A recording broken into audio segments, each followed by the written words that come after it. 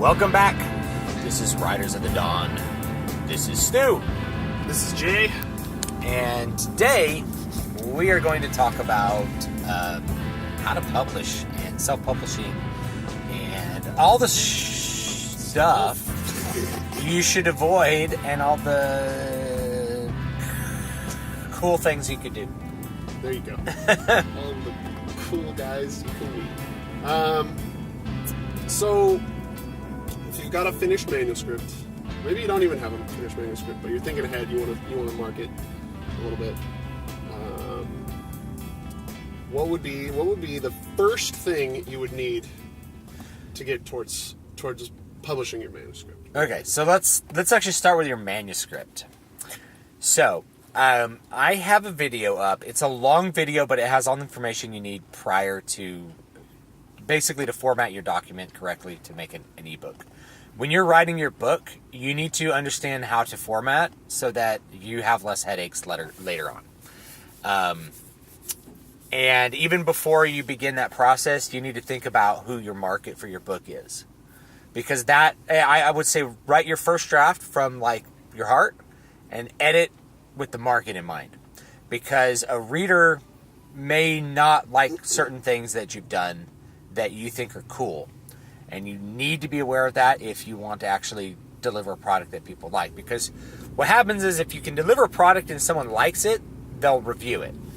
And typically, and you need to be thinking about this like while you're writing, but typically it's 100 reads for one review. It's really bad. Now, my Muramasa has like one review for like every 10 purchases, which is insane. That's really good. What that means is that I've really pegged a very particular market. I don't sell that many copies of it because, frankly, samurai fiction is not the hugest genre. But it's a genre that I could dominate if once I get a few more reviews, I can really advertise the book and I'll get it to a lot of people who like that style of fiction, and I could probably stick it pretty high. I could probably rank it up using a little bit of marketing, but I don't want to do that without too many reviews. Yeah. If you don't have a ton of reviews, it doesn't look good. So if you're not delivering an experience a reader wants, chances are it's not that they're going to go and give you a 1-star review. Yeah, they'll stop reading the book and nothing will happen. And that's actually you would rather have somebody come up and give a 1-star review that is informative. Because at 1-star, I like to read 1-star reviews. I buy things all the time with 1-star reviews based on the 1-star review, because that tells me the people who really didn't like it, the things about it that they thought were really offensive to them. Yeah, and which may not be the same things that you would have a problem with. Yeah, so I mean, I saw this book about like basically the Christian apocalypse, but there's like werewolves and vampires, and they got really people were reading it really upset, thinking it was going to be like a Left Behind style book. It's like if that's the big complaint, that doesn't bug me. Yeah. So that I know that is actually something I like because I like that, whatever it's going to be. So you have to think about that in, what your market's going to be. You need to be thinking about your categories before you do anything else, because that's going to determine, your cover. It's going to determine all that stuff. So categories first. Yeah, the cover. Wow. Yeah, that's a good point. Yeah, because the cover is really important. Yeah. If you want to get to marketing before you finished, I think it's advanced. It's advanced play. So yes. Not for beginners. But I do think it's a good idea. But what you have to do is you have to realize that you're making a pretty significant investment up front. You're tying up money in someone designing a cover for you, or you're tying up time in you designing your own cover yourself. And you need to make sure that you understand the particulars of the genre. So, like, I'm writing a book right now that's it's dark urban fantasy. So there's kind of two categories in urban fantasy. There's paranormal romance, and then there's like Jim Butcher style, like detective with magic kind of stuff. And one of the things about paranormal romance is a paranormal romance it's like a romance novel. So you'll have like a dude with abs, or rippling abs, yeah, galloping abs, and one of the colors you're going to see are purple. Blue and purple. Purple. Yeah, purple. It's purple, dude. Is it you purple? Pick it up. You're like purple typeface below a purple moon with a beautiful woman on the cover, Yeah, or like that is some hot dude with abs. Yeah, and the moon especially, because the moon says werewolves, so it's paranormal romance, and the purple says romance, really. Whereas, with Westerns are all yellow and orange. They're all yellow and orange, which is interesting because for what was it, Prophet of the God Seed, you did a lot of yellow because it was set in the desert. Yeah. And but then it was still very sci-fi. Yeah, there was a lot of stars. Yeah. You had the stars mainly, because I wanted to avoid having a ship on the cover. I might put like a spaceship on the cover in like future visions of the cover, because that pegs the genre much more closely. It sets up reader expectations properly. Because we kind of realize there's a like less than a third of the way in the book there's a spaceship, so we should probably just put a spaceship on the cover. That's something that I'll probably do when I revise that cover. It's a good cover, it's a pretty cover, but it doesn't peg the genre the way it needs to peg the genre. I'm aware of that, so I'll probably revise it at some point. And that's something that's really hard, because if you design your own cover, and this is something Derek Murphy said in one of his videos, if you design your own cover, you're going to be less willing to change it when it's not working. Yeah. Whereas if you pay a professional and you let them do their job, if you find someone you like and that you think you can trust as far as design and marketing are concerned, you let them do their job, and kind of, because they're the marketers. If you're, again, first getting started into this, the person you hire hopefully will have a good sense of what to do. That's gonna sell this book in its genre and make you your money back. Yeah, including the colors. There's typefaces. If you're doing young adult female protagonist stuff, they're just different typefaces for that market. I know this sounds like bizarre. You're like, well, I don't care about the cover. It's like, you're not writing it for your perspective. If you're somebody who doesn't care about the cover, I've had arguments with people on this. They're like, the cover's like the last thing I look at. I'm like, that's a lie, but it has to be a lie. It's literally the first thing. It's literally always the first thing you see. But if you're like, well, I don't care about the cover, you're not the market, right? You're just some dude. The market cares about a cover, and like this stuff is proven to sell. So anyway, first step is you got to be thinking about the market when you're doing it. Next step is formatting. Yeah. So when you're formatting, I have a video on it. If you're formatting it, I recommend you write your books in Microsoft Word, not Scrivener or some other program. There's a couple reasons for that. The main reason is that Microsoft Word converts to an ebook it just does much, much, much, much better. Scrivener's gotten better over the years, but it's still, you're going to end up with an ebook with wonky formatting, because Microsoft Word will convert it to a fully automized HTML file with working footnotes, working table of contents, everything. No fuss, no muss. It's really, really good at that. And if you're going to publish on CreateSpace, you can upload a Word document.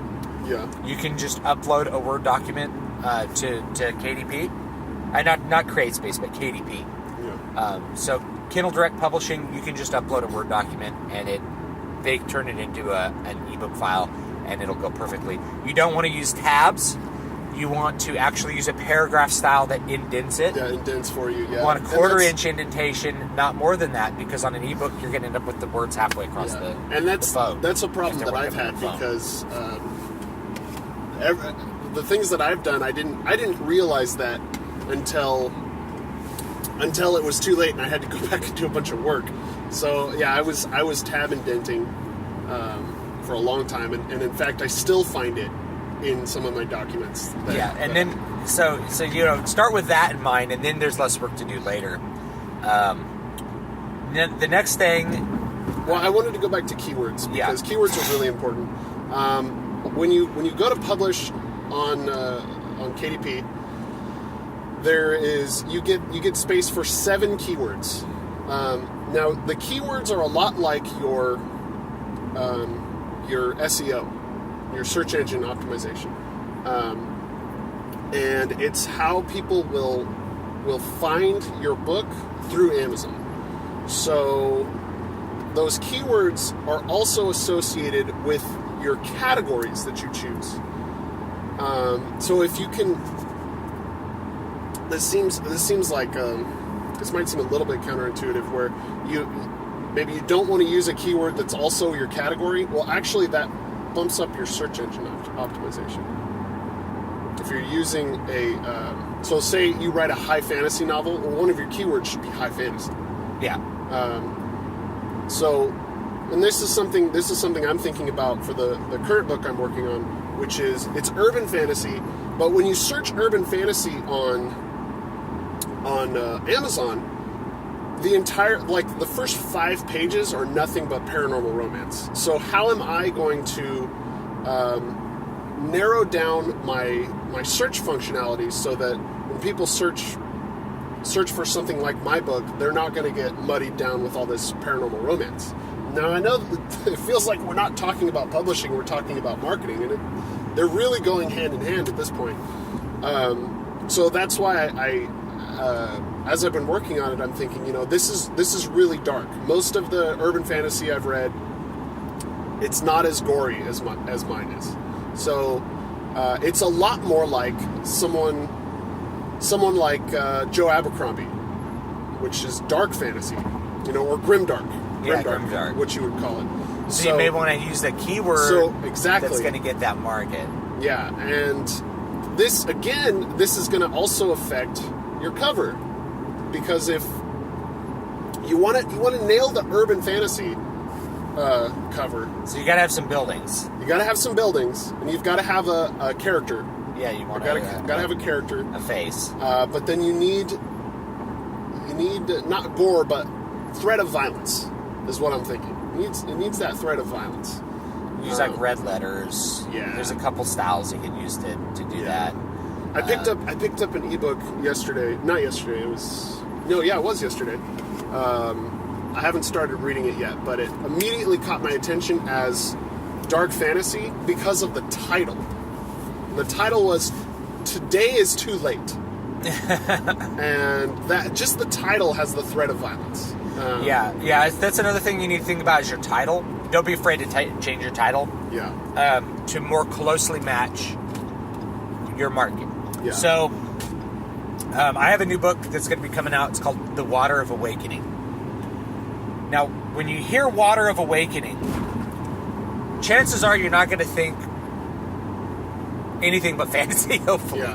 When you hear something like that, it's literally a phrase from Tolkien. So it should like cue into like your fantasy to your fantasy stuff, right? Then we'll have a cover that has a fantasy painting on it, which says high fantasy. Yeah. So if you're doing high fantasy, that's when you actually want like a detailed fantastical painting. If you're doing urban fantasy, you actually probably don't want a painting. You probably want a photo cover. Yeah. And there's people like, I really want a painting. It's like, it doesn't matter what you want. Yeah. When I look at the guys who... It matters what the market is going to respond to. It matters what the market wants. And when I look at guys who are closely related to the genre that I want to write in, they have painted covers, but they're not fantastical, really. Yeah, they're painted covers of people. They're painted covers of people. There's no dragons or things like that.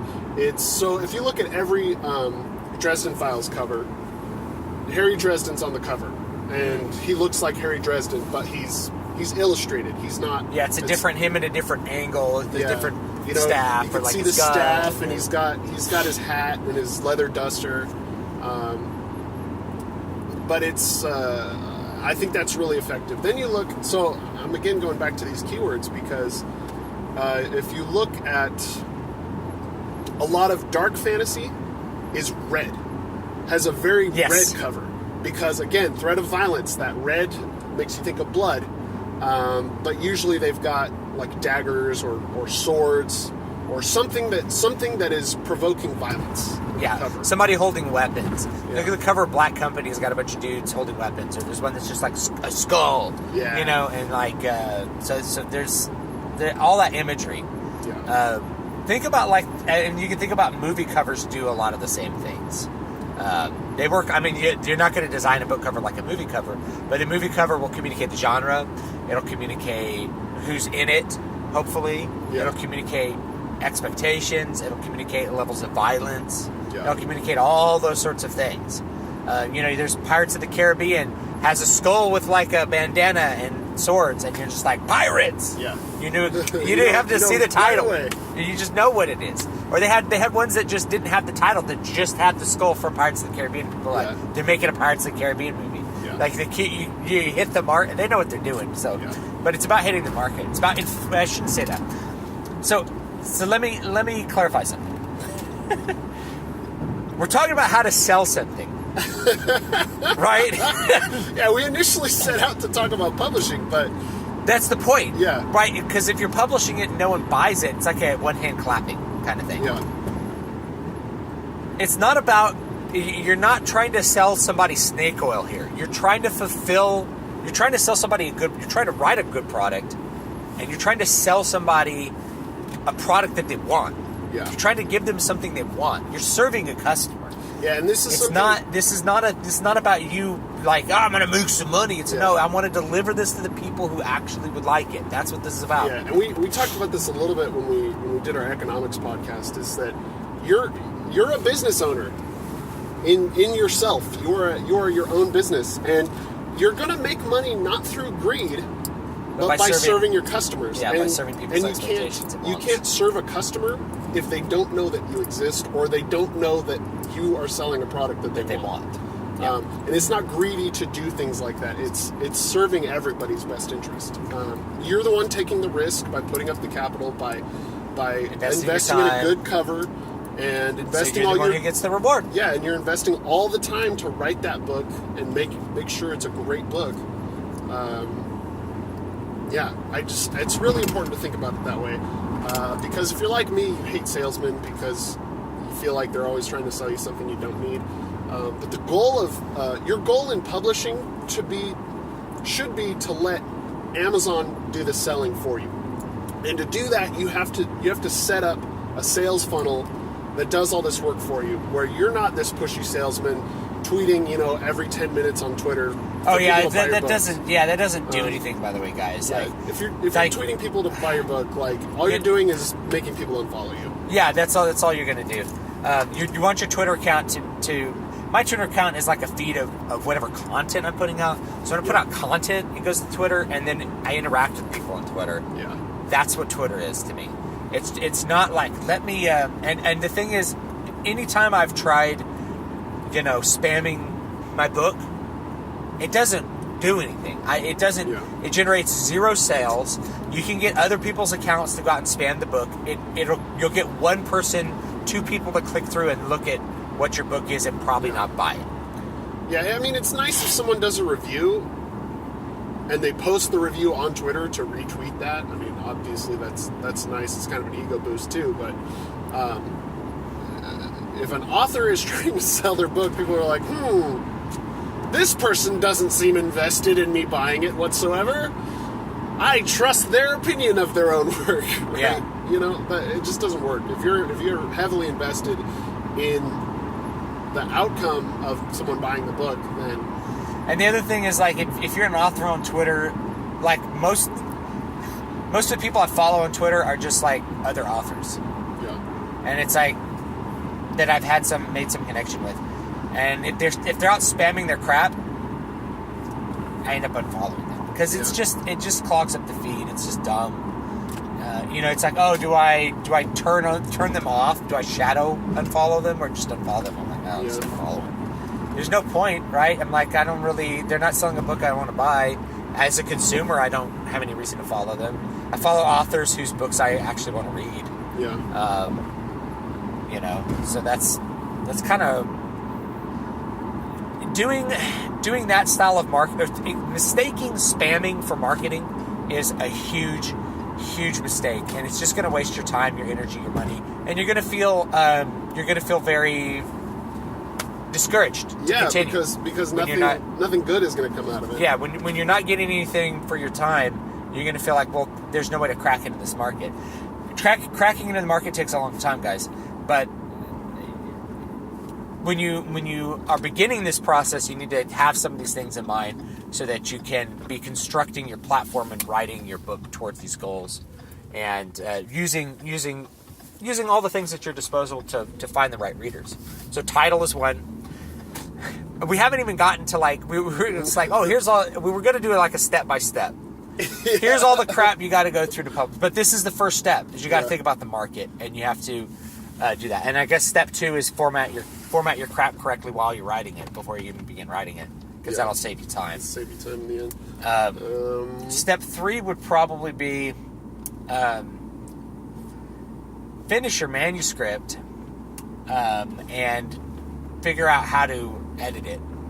Yeah, and a great way to edit it is with beta readers. Like a beta reader, one beta reader is who gives you good feedback is worth their weight in gold.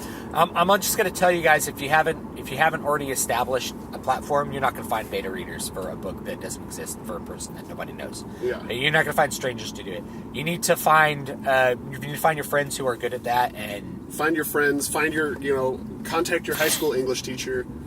Get them to read it.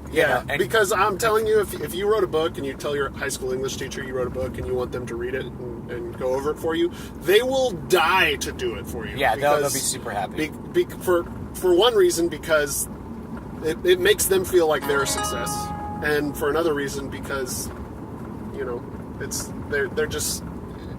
going to make them feel like they worked hard, and they're going to work twice as hard to be involved in that project for you. And then they're going to give you a lot of valuable feedback as well, and they're going to catch the mistakes. Yeah. So find a way to edit it and revise it. The next step is, before you want to get your formatting correct on your document. That's little stuff, man. Yeah. And you shouldn't have to pay somebody to format your document to work as an ebook. You really shouldn't. It's really easy once you know what you're doing. I have content, a bunch of other people have content up on it. My content is, I don't want to say it's the most thorough, but if you find my video on it, it's the longest, and it goes through the most bits of detail for how to really use your Word document correctly. I do recommend Microsoft Word, not Scrivener. And if you do Scrivener, copy it into Microsoft Word, clear all the formatting, and reformat all the paragraphs. Yeah. Because when it gets turned into an HTML document, unless you know HTML and are really good at doing code on 100,000 words of garbage, you don't want to be slogging through the HTML code yourself. You're gonna have a bad time. I edit the HTML code on some of my stuff directly. That's advanced play. Yeah. That's advanced play. You don't need to worry about that. You just need to worry about a good form, and don't do wacky formatting. So don't do drop caps. Don't try to do drop caps in your ebook file. No. Don't do that. No. Don't try to separate your paragraphs with some kind of like picture. It's just not. It's going to end up costing you money to distribute it when your book is full of pictures. Yeah. Okay. So just avoid that. Have a really simply formatted thing. The little details of a paperback, they're not going to come across in an ebook, and a reader doesn't want them. Doesn't enhance their experience and increase your cost of time. So don't do that. Yeah. Okay. Yeah. So now you have we're going to have to do like part 2 and 3 possibly. Yeah. So now that because we're basically out of time, but now that you have that manuscript and you're ready to see if people are going to read it, now we need to think about the next steps, which is going to be figuring out a cover, figuring out a blurb and a description, figuring out how to get it on Amazon, and figuring out whether you want to do Amazon or you want to do multi-platforms, which is going to be Smashwords. You're going to have people on both sides of the fence, and I guess we can talk about that next time, because we're pretty much out of time. Yep. So this has been Riders in the Dawn. You can find me at MatthewJWellman.com. Find me at DavidVStewart.com and DVSPress.com for my fiction and nonfiction stuff. And we'll see you guys later. All right.